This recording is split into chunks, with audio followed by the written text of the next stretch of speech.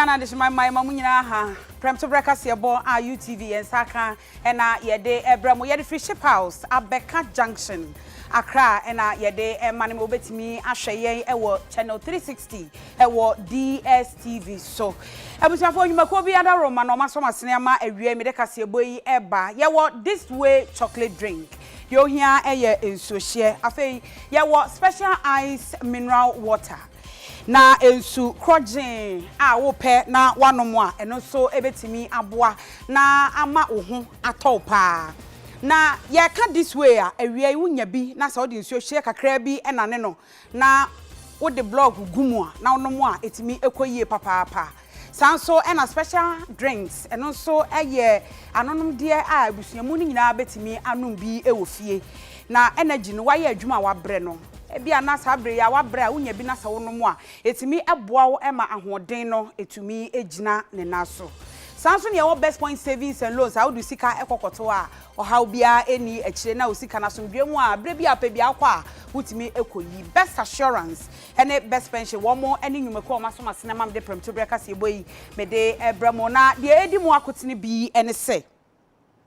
onimonyamfo se tekpe e de atu edwasa nkane mampanyi mahama ye ka mampanyi a wan shada mo adwuma yie pa ye ntimi pa mo no ye ntimi mo no so bo e wo saa kwan no so sanso ena eneyi a ye kasai police commander na se posi atenaye no ene asoye a wonhwe nkitahudie so wo mabọ adwuma papa ama waye nsentrofo hyiamu oni nsentrofo hyiaye no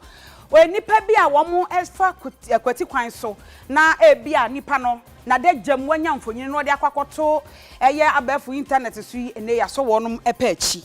ene wiase nyina da wode asi wo hwe emmabunu ene wo mo enkan ko eno so ho asam ye de ebeba ye kwa mahodo so ensemu a opposition amanyokuo ora Joe Biden ye ka say wanya ne running mate made that investment because we have not invested in any new oil field. Is that the West government we are talking about?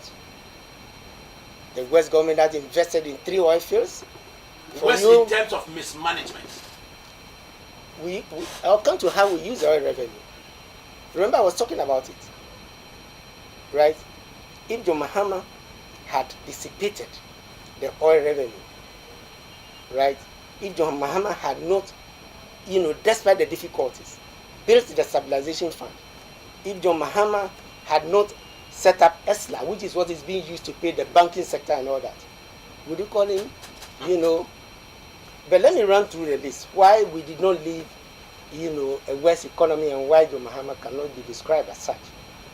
So I'm saying that you have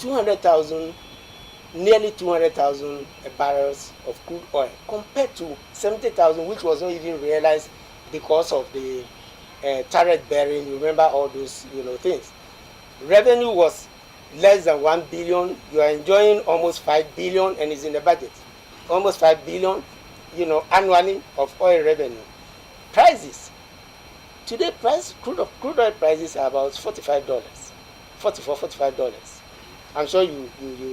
this morning. This was a level of crude oil prices with one oil field, with which we got 3.6% of GDP, which is being called non-performance. And we had to grapple with this level of oil price for 1.5 years, 2015 through 2016, right? As I said, some countries went into recession because of this. Now, secondly, ESLA. ESLA is bringing in, and I'm quoting from the 2019 ESLA report. ESLA is bringing in 28 billion, or is to bring in 28 billion Ghana cedis by 2022. As we speak, ESLA has brought in nearly 20 billion. ESLA was meant to pay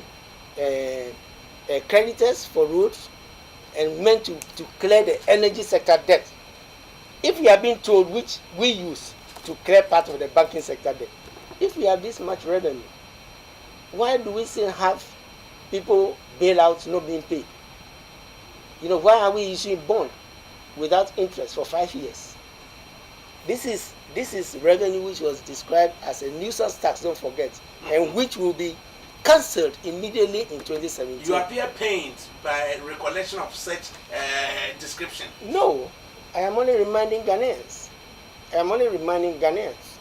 what has something been that was described as nuisance tax appears to be at the helm now. Exactly. And the fact that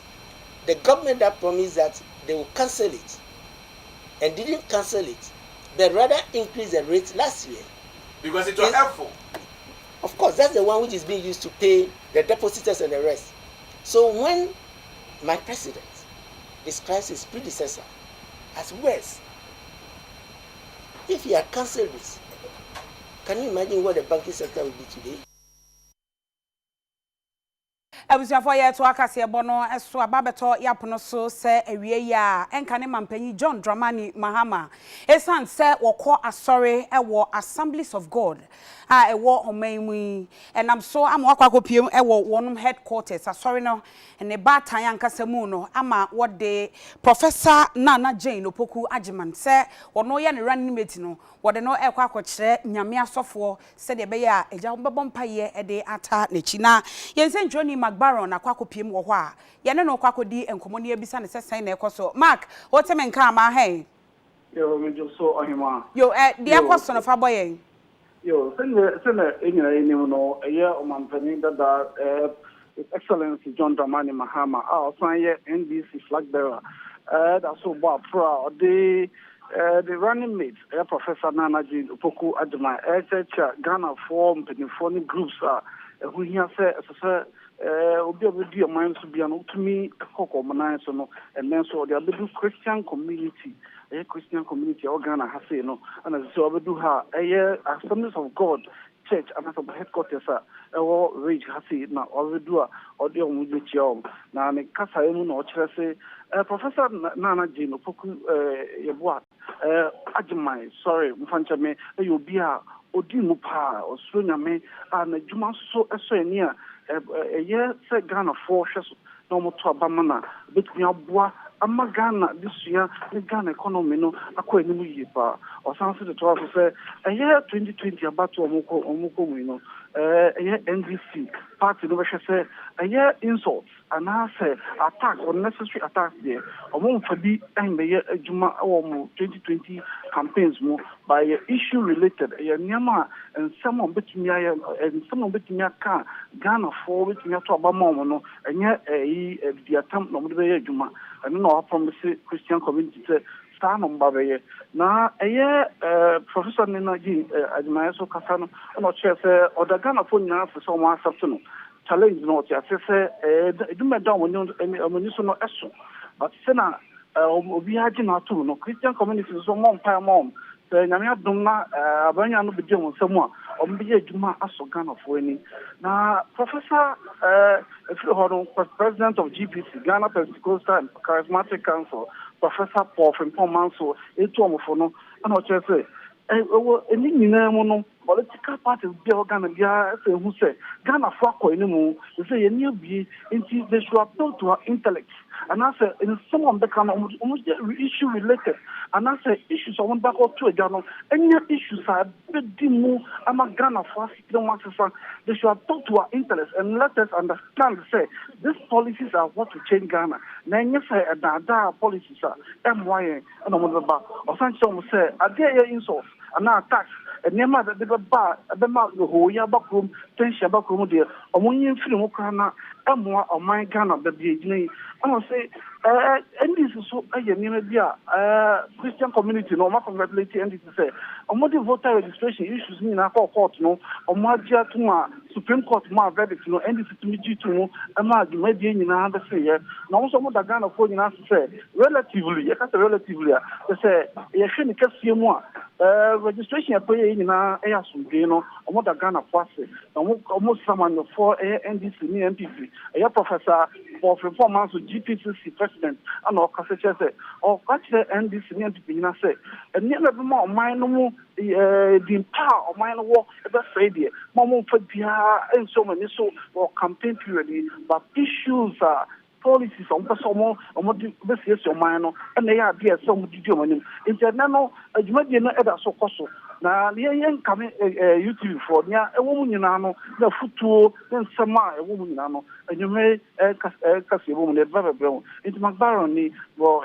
GTCC aka Mark, men kwansa, mami en clarify we akwakoye se asofo a wono mo Ghana ha nyina na aba behia anase aha enwa na yes your groups different groups are apart from Ghana Pentecostal and Charismatic Council groups no your other church groups are almost so on be shame wa ha omone president o introduce the running mates natural enti enya God for GPCC need other church bodies are what be shame a Christian community in general and what be shame President Mama introducing the running mate Professor Nana Opoku Adima Ediasom. Yo Mark e beda se papa enim se ebedra nwumre no na ya bɔ ne po de ekoye nyina so de aba ye to akase bɔ no eso na afa ye kopie mu ewo atena ya wo mo ehwe nkitahudie so na afa ya kwa aposifo atena ya wo nyina na ka bɔ mu a wo mo ye wo mo hwehwɛ mu ye se enipa bi wo mo hwɛ wadagya no a na wo mo nyamfo nyini bi saa pɛ wo mo fa na wo ma frɛ waka kyerɛ se fasika do bi bra wan fa ma ye de kwakoto abefo internet so empo wo mo ton de ma amanonefo na enkrofo hwe wadagem na omumu nya sika na o masan aka kyew se wan fa sika ma wo mo de beto midiko behu ane de ato eti sabre ya so nipa ni bi pa achi ama wonom abonsentrofo amane Onmanyafo eslewusu ekufuni oswafo hwekita odiesu nsendrofo nhyiemu no ne kasa wase eno se abranti ne dwumadi wodi nyina ne se wonye wadagye mu fonyini pe na wafro se wa ma ne sika de beba montene wo mpe ne senti ne watwe sika de ama no nam so ama nkrofo bebre sika ba bedi ne nchen se sempenifo achi na mrane ne bedie. Government and its agencies will continue to enforce the law and bring all offenders to book to serve as a deterrent to the malicious actors who plague cyberspace and impede the safe use of ICT. We will not stop digitalization. We will not stop using the internet and digital infrastructure and tools. And so we must all intensify and scale up awareness creation and sensitization efforts in order to educate children, the public, businesses and government on essential cyber hygienic practices. If you see all of us here this morning, that should give you an indication of the seriousness with which we attach our activities in combating cybercrime and other cyber offenses. COP kan yeboa ono na ye Director General de CID ono so kasa wo sentrofo nhyiemu no ase efa sambriman bi eku no ewo framantemu ene maame ekua dente abrewadu okun eku no kafa aba no sei omu wi a motorbikes mienu nti ba kona tracker ebo ho nti okoye se okoton no eni enya no chi no na eho no na ogi tun se ampa oka omo a ekoye sa robbery no ho na osan eka won a ekokun assemblyman no mauto no ewo suga kofe no oka ho ena okyerɛkyerɛ won a ono omo yi edi sa adwuma ni nyina eni dwumadi a obi aye nti ono kyerɛ sɛ na ono na yɛ gang leader no a okita tuo nti obo papa ni tuo baako ena obo Emmanuel Hedro ono so di mfie aduonu enum ono oye otwi moto ewo suga kofe ho ena o kyerɛ sɛ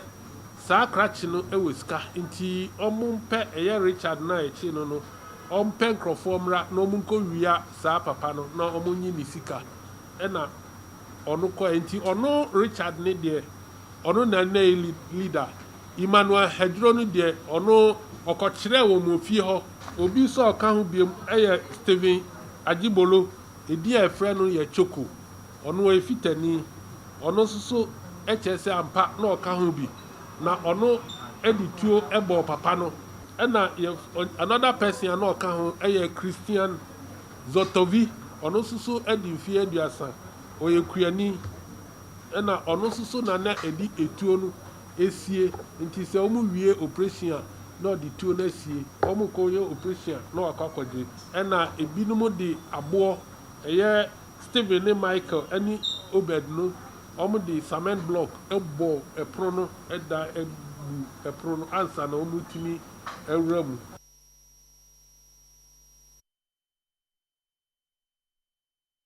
Enfie bebreni ena akuafo a omo biakoye ewo oti region wo mo aye kokoafu ana efri bre a aban eka se cashew so sika wom eti omanfo nhwe na wo mu enua bi wo mu dua bia eno no wo mo de befri wo man mu akwamano ne akoton nya sika eno nti aban de enhyehyeye planting for export and rural development program ba ye no e kamia ye se wo mo ewo oti region wo mu jai kokodua a se de wo mo de wo mani esi cashew dua so me kire atea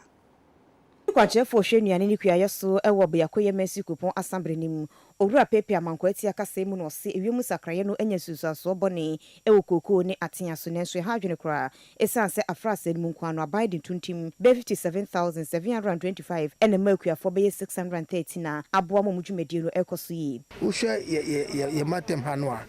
kane no na koko pa na mudua wa ha but of late no ya ho se koko no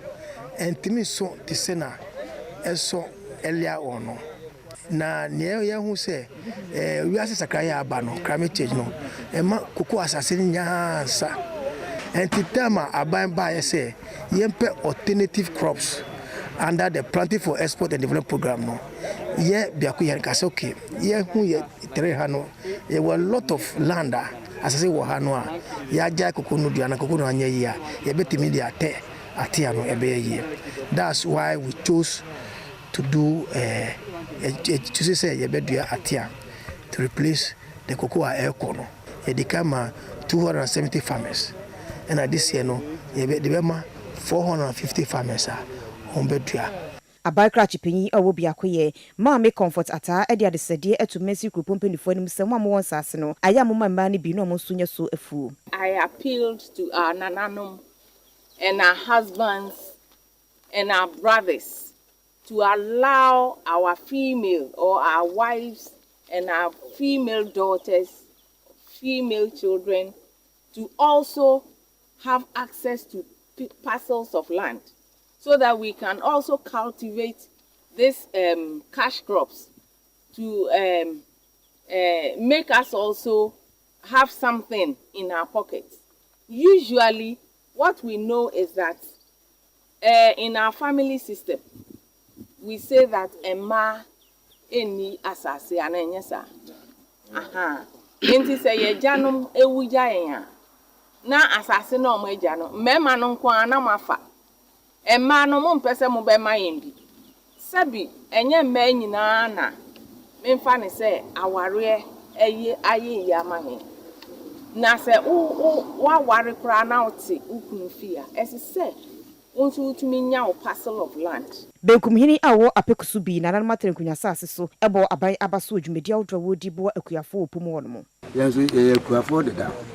Eno na ye nananom de atete ibesi na dai. Ndi wan fa ku adwuma ma na ye di mu hamo. Ti adwuma na yaso. Na ye sre onyankopon mo ase. Na ye anamo bi a ebetu afa adwuma yi ho ebekwa ni na ya nyankoso. Deda yempanyi nana adonso ase se odi sa adwuma eba eku adwuma de odi ba na ochikire oman enti ya hu se odo no man Ghana yanso ye beta na ki na nana mutu watu aso ifie na eda ye ni Enibra ba ewo kpon katamanso ama sede omanfo ekire no na kyese mu ayeden de amomo pa enunti wo mo ye oye kire wo mo ha nyina ene se wo mo kire se ye ba be ye railway line ewo ho na keketeche kwan ewo ho na abra empanimfo ba ya wo mo be ye na kwan mako be miensa ene o masisi no omo si no wie ye no besi sabre mpanimfo a wo mo nye ye kwan nso a ye mie ye enti ya kamia sa de hye wo ho no omo wo nnwuma wo ho nyina no se omo ntimi nye wo mo adwuma ena sa wo hyen ana wo car e wo ho a wo bebe fia wo ntimi fa mai sanse kwan no ye si nti chi se wo de car ni si baabi ena wanante abafie eno eye wo ha kese e de ma wo mo a wo mo ate intesu kokko ama wate wo ho agumonti so aye oye kire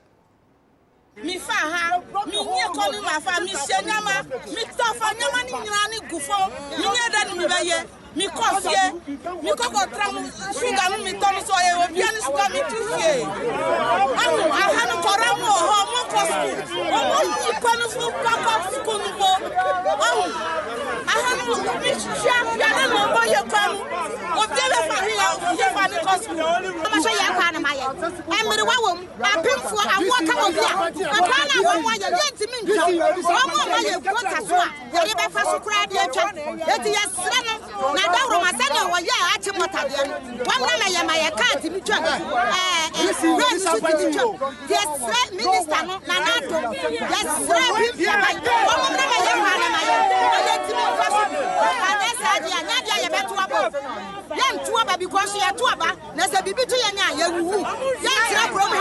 Railway free, a quanya, a wahi.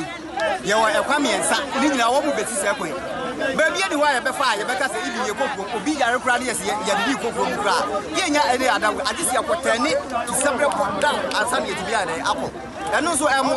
because better highway, toilet, common toilet, crab, garbage, and encompassing. What a great be a binicomuha, a desert, ye, nipa, near to grow, Nasa Mopa, Nasa Mose Mobile, railway, I come up, Nasa, to come Moria, and not just as a Mobia was a dipa. Yigna dipa, yet tax, road railway now, Moyen, and yet a Yanti and it is Yahunia, and yet railway no Omega Bridge, near Siena baby. And your father. Now, one your customers never hire. Once the corona season is here, market and I heard you to one open customers move out. I took us a move, never hire. More than in the way, imagine why, but more community. Almost see me na eyamiensa ba ko na woso ya tese no omo ye no level ground train between train na kan so etumi train but eno no e ko Gulf City ba ye hwe betrim pro na nkasa dia two access road a eba pro no man nkasa dia omo sini mienu nyina na kire se omo twan so se ye ntumi nko emma because say even baby anipa be fampo unya baby mfa na no e kan kakakranka ka kra betum enti ye hu se e ye danger emma ye pro ye area no and a secondly nso no say BBC was a yank, but say BBC was a Siana. Fire service cry into me access road or the by your community. And a second institution say Obi Yare, near the Niver Hospital. Say, railway no SC acquire this alcohol quantin and send away to me. Then say, how can see a my your community into your percent a buy no a bim, not obey a BB my. Enye pon katamanso fo nkwa na omani abre ye ko epoye mantemu a suku a eye Bunsu University of Agriculture and Environmental Studies womo akyerkyerefo ene womo a omo enhyedanya akyerkyerefo na enso womo eye adwuma wo suku mu ho kyerese sese ye ka PPEs a womo nya bi se aban ka se universities no womo mu wie school mpo no anko womo nko ya mo PPEs womo nko ade besi sa abre nya de a ye de ama womo enu achi womo senate contribution so enya de a yetua ama womo eti akwakọ ye how palma wani abreko ama wo so e de ato yenim grants workers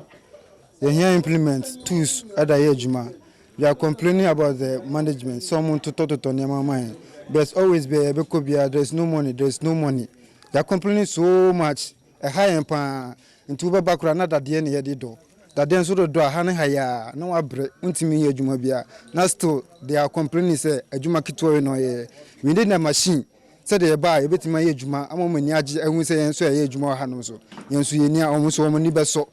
said the na ya ketua no so no akamache 12 months getting to 13 months ye ni even kra to da obo ejuma kra do be di krampo no na no ye din but to the stomach empty and na ba ye ejuma nti ube wie kra okofie krampo no ase na woni su krampo e de ben ebriu yen asem ni say students no yen ye school fees enti management no ese omo hwe eso omushe no omu make sure say lectures ebeba ababen chen ade because ye 12 fees ana ye ntumi nya cleaning so biem e wo campus ye 12 fees ye utility bills any nyema bebre e kan bills no ana ye 12 fees almost 4,000 enti ye pomocho whatever the case is management stakeholders involved no eso mo be solve this issue once and for all because young students no we are also stakeholders of the school ye ni ho a mo so mo ni ho and I try a fees so I study as students. Into some you study as management and stakeholders. I am sir for the past 1 year, you try a car. You are taking all the necessary measurement, but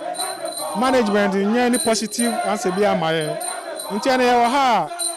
Yeah, per se, yeah, signal our serious intention to management. So whatever they will do to solve our salary issue, they should do. Because as I'm speaking, we received our last salaries in July 2019. Apart from that, the university is owing us arrears in 2017, another in 2018. And we hope that this is the time we cannot anymore hide in the river. They have to come out so that anybody who is ready to come to our plea, the person is probably welcome. Until this time, they are back, they are demonstrating. I catch management say, "Mom, 1 week, someone get it back to us, young staff, our salary situation is so." Now, Ceciano staff strength no crampo, young Dawson. You name the Akosua management so any young communicate. Jamo Panomoye. Until your mom 1 week, say, Cecia de Abre, a comma de Yache. Kuna Rai, Yamamaya de Amayan yet me as I say, NHIS. Yes, Senate so Omuntia. You name the Akosua. Until your catcher management say, mom 1 week, someone get it back to you. Our salary so and I'm moreover so almost at the 2 years back pay and also the situation on that in addition to your 1 year salary now and addition after everything someone come out with a plan on how salaries will be paid regularly. Abasobodi adwumade bi Akosua we eye United Clergy International Association Bishop Abraham Anof Senior wono ene executive chairman dano na wakasa de afa aban krache empanimfo wo kyese ebinum eye ade ebinum so abuo mani aguso esafata brana so se wo mo eye adwuma bedwene omanfo ho yie na wo mabọ mo ho so na mayire wo mo ho aye de omanfo pe enu nti ene yeyi wo mo emom besi aban anemu Sabasobodie ekoma wonum a wayire won ho aye bibi papa anase waboa ma ehumesua apomudin fem ahonidie ho nsem enkitahudie ene de keka ka ho no akọ nanim se wonum ya aban kra chempanimfo wom ya mrahye bedwafo ana ankrankra bi no wobo wa abaso na wo hwe aban kra chempanimfo ne mrahye bedwafo bi a wo kyese Sabasobodie ne de toso edu baako a wonum abo wa abaso womu enya abasobodie ni bi eyonumunyamfo gift twum ampofo mrahye bedwani a wo ebuakwa north onumunyamfo kwame ejekum esujaman aban kra chepanyi eno no ora jono Sarpong onumunyamfo ye mrahye bedwani ewo bremu north ene wonum ekeka ho dwumadie yase executive chairperson ana executive chairman a woda United Clergy International Association ano Bishop Kwame Abraham Anof Senior and what you say wo madwempo nyina ne say ye ma obi abaso abra wawuo ne mum nipa na tiase a waye nwuma pa no na esefota say ye be kai no ne abo Emrahye bedwani a ono ewo evaluadra ena fe wono anso enkane kwa na oyeswafo a wono ena ehwe ensrahwe so eye onumunyafo Catherine Ablema afeku ena wo kyese wo bo mami Jane Mensa wo bo na baso ewo adwumaso a waye sabre ye kwotro din ogina ye so oba eyire ne ho ne na pamfo wo ma ye adwuma ye pa me atro din no asobuem awie a na abasobode ena wode ema no yenu aba Jane Mensa ene o se bon so oni EC4 sanse ye be hyase no na ebi kura ya komatu mete kura wo fidie bi so abranti we bi ka sese yetumi tworo din a sebe yenka street no ensem bebre o mututu obe ya koma saa ne so gina ne nan so nti abasobɔ ne kese no ekɔ EC ne na pamfo ena 6 weeks no dwumadie no me de me kodi akire pa ko week to week eko share e monetize which means say ya registration e Ghana ha ba we nko no challenges no na wo form pa first na ka wo koye yes for tomato ya wo nsa ho ye say na biometric but we machines ni nyina ye adwuma apart from say lines no na wo baby bebre no overall no me person so there we had a very smooth sailing minus issues in kitty be ba overall no obi enije say watchro ni di mop up cry here in weekend cry no na eye enije as obi no last minute omo anya kwan no omo so nya kwan kwotro mu din. So I will give them 95%. Say oma yade no kure ni ye papa omampani wa kire say oye pani eye bad time kese soronko enkwala na anye ni yie ankasa yie ye nyina ya bad time nanso wo mu dachi say wo man chron social na wo mu ba be ye burden on society MPP aban ya ena ba be ye asudie amaye nti papa ye nyina ye papa e de nani to form ehu say enkwala no de punishment in de omo kwosoro for omo benya ba omo dachi ne de mefua no so pa say omo be twro omo sorry no omo wie twro ya vigilators no kwa na be twe omo aso omo sisi wo twro wie ya o last paper na you will need to be punished for being so incalcitrant enkwala ye wanya misro wo man kase te se Ghana mu enkasasa na omo dibie to omo fo na efi omo fififi mu no so no aye lesson.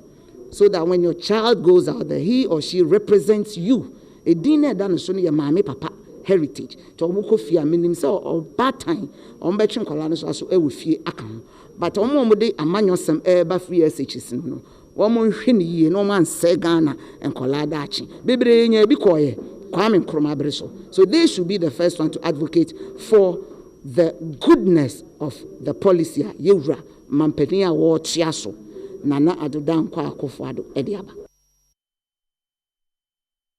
afeye ko atoye mantemu na swafo awo atoye mantemu eyo no nyafo ko bi ochire dako mensana ode aso akwa akobọ fom a wode eba beye sa aban ede mensini ba ko fididuma ba ko eba ye na ochire se banche processing enu bi ena omo ba beye wo fiti ase na wasie Amanfi Farms cassava starch processing factory nukita family no dedi kan no se de aso abofom ye ba besi dan no kama ye de mfidi ba begumni ahyase aye adwuma bosumi nsia entem osoafo no na hwe atoye mantem no so onumonyafo kobi ochireda ko mensa kire se omampanyi ani so adwun na koma so ade ne se mensi bia de benya fridwuma ba ko ebi na aduru ade hye ne so no se no de ne nsam atudwa 1B 1F which was the dream of Nana Akosua can also manifest in Amenfi East Municipal Assembly. It can manifest that even far away from your capital, this dream can also manifest. Whatever the bottlenecks, Amenfi Farms has shown the way, and I should urge a lot more business-minded persons to learn at the feet of Amenfi Farm throughout the Western region. Today calls for celebration. The partnership between Chinese and Ghanaians must remain resolute and make business sense. In fact, I'm so happy that this particular set of Chinese did not come here to do illegal mining. They came here to build factories. Let's clap for them. They've done so well. Kwanjefo penyi adema Amanfi Farms Ogura Andrews Kofijan enso kasa chess na niswade ru abem enti eya ne de Amanfi Farms is registered under the One District One Factory government initiative. Amanfi Farm cassava start processing is in 2 phases. Phase 1, which we are about witnessing a stock cutting, is 20-ton day production and will cover an area of 4 acres. And the phase 2 will be 300 tons per day production, which will cover an area of 15 acres. The 300 tons is expected to start in 6 months' time. The total employment this project will generate is 5,000 direct jobs and 2,200 indirect jobs. Meanwhile, the 20 tons is going to generate 1,600 direct and indirect jobs. Amanfi Farms Ghana Limited got its first surprise when the regional minister, Honorable Kobi Ochredaku Mensah, visited our cassava farm. Ya to akase bono eso a amanebo a beto yapono so ni nyina no efri empanimfo a wonom eda Bureau of Public Safety ano nanu yi na posifo ede betu edwa wo mo kyerese se ukọ South La ene ne potamu ho a kamia yese ya dia grenade bi kokoto ye ema yese nkwada mienu wonum epraye enti na ma posifo eni abom ho so pa womo echese omanfo na won beyi wo masotire ema womo eye hwehwemu na sa asemi bede dwa no na Bureau of Public Safety for womo so ede asem aba womo de krata apie na womo asem womo ka nyina ne se national defense hese fatase omemu ni nyina no titiru ne bambofo womo timi hwe na womo bo omanfo ho eban de enti ama womo ani abrempo a womo ka ene se ente bia na Ghana ye kwakoto aba ka bosome be se nan pe na ye kwato aba na ye kwato aba na ene obetie bibia esetopa yetimi to ema nkwada prade a na eyade bia eha adwene South La Beach ho a sa asemi esi ye no ababe ye dadwen e de ama omanfo papapa enu nti na Bureau of Public Safety for wonom ebo amane se womo hia se mpanifo ebema womo hom ne so na womo ahwe de mo sa suro biompo ene se enei eye vigilante fuyi ene nkrofo bia womo do womo ho afemfam amanyosem na womo ye nioma emfra wo memu no ese fata se mpanifo bema womo ani akọ na sa grenade se eba na atoato so a ekobasa ebema omanfo abohu enu nti won besre aban no se wonhwe na won tete ne nkwa mu ema police CID enko national defense na enkwa nkosi enipa a wotwato obo so me 9 die ese fata se mpanifo bema omani akọ enu achi womo ese asojafo grade grenade bi no eba bedru empona no ho enti akwakosi sei ehin fa ne free baye hwan ene de baye eye dan ene kopie mu wo ho enipakuo ankrankra eye hwan ene de baye eye asembisa a wo mu bisa se kopie mu e wo sa beach ho no na aye asotwetwe kakra nti national defense for esafata se wo mbema intelligence wo mu akwakoye hwehwemu na ye hunu de ekoso pote enu achi na wo wie no ena o se obebo posi atenaye no abaso esan se wo mo ye ntam so ena wo mo kokopie mu wo ho a eno nam so ma sa nkwada mienu kanya sa anka asem a ke bete no anka ye nte ne yie enu nti wo mo sese mpanimfo ntu hu anamon na wo mo hwa adwempo a eta sa grenade no a ekopie mu e wo beach ho no a wei ene asem a mpanimfo a wo mo e wo Bureau of Public Safety wonom ede ababetu edwa ya to akase bono eso ana Kong traditional area one more Gonjaland na nanom kire se wo ne Jack Sally Development Organization and College of Community and Organizational Development CCOD wo mo aka bomu hwe se empuntuo ebetimi aba empotamu titiru ni solar tuna kaba mensinim e wo Savannah region eni nti o ma hyeda abodwa atenase a wo madwene ho Sofopon wono ena Roma na safone woda mangu no woda no ene UTV din komo no se na ayade papa pa isansa ahemfo nketua ne akese ehyi na senyina no wama asomdwe ni nkabomu aba wo montema sese de mpuntu ne beba mo manfo no so ho aharo mo ewopom wono mo. At the invitation of the president of the Kong Traditional Council, he has organized a development forum to prepare the traditional area for the upcoming Savannah Regional House of Chiefs. And the Kong chief, the Kongura, is very convinced as a traditional ruler that his people can develop if they are given capacity to mobilize the resources in the community. So this, what we are having today, is the beginning of a process. After this, there is going to be a capacity building workshop for the people of the traditional area to prepare them to be able to identify what are the development needs in the place. President Edema College for Community and Organization Development, Dr. Gabriel Enso Ekasai no Chichimu say,